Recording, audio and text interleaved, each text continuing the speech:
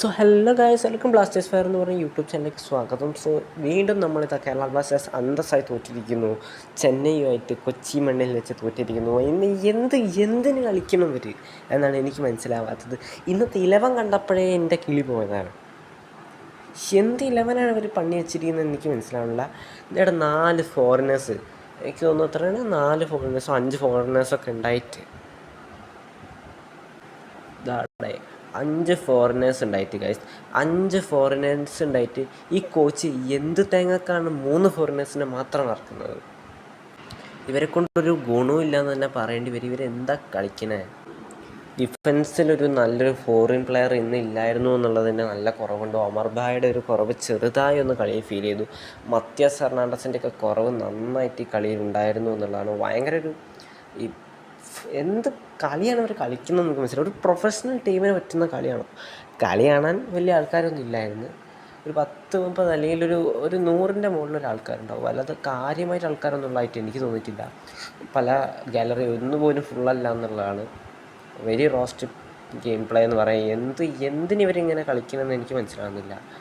ഇങ്ങനെ കളിക്കാനാണെങ്കിൽ വെച്ചിട്ട് പോടെ നിങ്ങൾ, അതാണ് എനിക്ക് പറയാനുള്ളത്.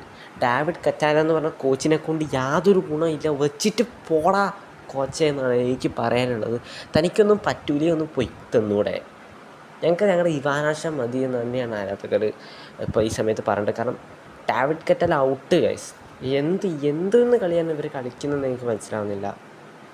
ഞാൻ ഡേവിഡ് കറ്റാലയെ പറ്റി വേറെ തന്നെ ഒരു വീഡിയോ കാണാൻ തന്നെയാണ് തീരുമാനം. കാരണം ഇങ്ങനെ പോയാൽ പറ്റൂല ഗൈസ്. ഇവരെന്താണ് ഈ കളിക്കുന്നതെന്ന് ഇവർക്ക് പോലും അറിയില്ല എന്നുള്ളതാണ്. ഒരു കമ്മിറ്റ്മെൻറ്റും ഇല്ലാത്ത പ്ലേയേഴ്സ് പോട്ടെ, പ്ലേയേഴ്സിനെ കുറ്റം പറയുന്നില്ല എന്ന് വെക്കാം.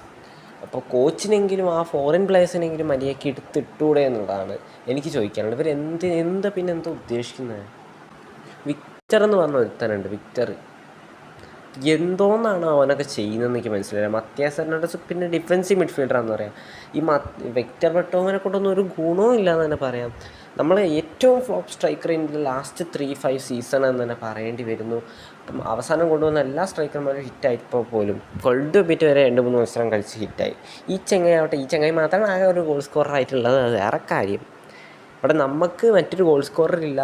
ഇപ്പം ബെർട്ടോമു മാത്രമാണ് ഗോൾ സ്കോറർ. ഇപ്പോൾ പുള്ളിക്കാരൻ മാത്രമാണ് എന്താ പറയുക, തമ്മിൽ ഭേദം. എന്നാലും ഫ്ലോപ്പാണ്.